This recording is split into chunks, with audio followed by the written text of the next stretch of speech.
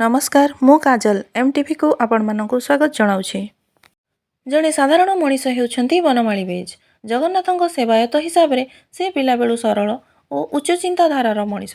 निजे खुशी रहिबा सहित दुखी रंगी को खुशी देखिबा हेउछि तांकर इच्छा। बनमाली बेज हेउछंती स्वेच्छासेवी संगठन मारुति सेनार जड़े सक्रिय सदस्य। आज हेउछि तांकर जन्मदिन।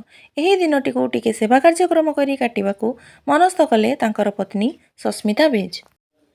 आज तांकर जन्मदिन परिप्रेक्षी रे यह आलोचना हैला जे आगामी दिन में सेवा कार्यक्रम किभଳି आहुरी श्रृंखलित हेबो एवं आसंता फेब्रुआरी 1 तारिख संध्या 6टा समय रे पुरी संस्कृति भवन रे मारुति सेना संगठनर सप्तम वार्षिक उत्सव पालन किभଳି सुचारू रूपे हेबो सेही विषय रे पुंखानुपुंख भावे आलोचना मध्य हैला।